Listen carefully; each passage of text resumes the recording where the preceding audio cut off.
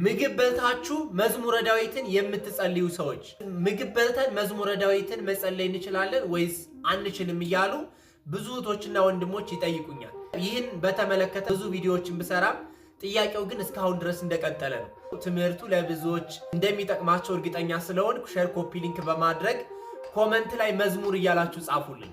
ምግብ በልተን መጸለይ የማንችላቸው ሁለት ጸሎቶች ብቻ ነው። እነርሱም የኪዳን ጸሎትና የቅዳሴ ጸሎት። ከነዚህ ውጭ ያሉ ማንኛውንም አይነት ጸሎቶች ምግብ በልተን መጸለይ እንችላለን። እዚህ ላይ ያስምሩበት። ነገር ግን ስጋዊ ምግብ ከመውሰዳችን በፊት የነፍስን ምግብ መመገብ ያስፈልጋል። የነፍስ ምግቧ ደግሞ ቃለ እግዚአብሔር ነው። የእግዚአብሔር ቃል፣ ጸሎት፣ ጾም፣ ስግደት ነውና የነፍሳችንን ምግብ ማስቀደም አለብን። ስለዚህ ድንገት ግን በህመምና በተለያዩ ምክንያቶች ምግብ ከተመገብን ጸሎት ማድረግ እንችላለን። መዝሙረ ዳዊትንም ይሁን ሌሎቹንም ጸሎቶች ምግብ በልተን መጸለይ እንችላለን። ከቻልን ግን ምግብ ከመመገባችን በፊት መጸለይ ይገባናል። ስለዚህ ምግብ ተመግባችሁ መዝሙረ ዳዊትንም ሌሎችንም ጸሎታት መጸለይ ትችላላችሁ።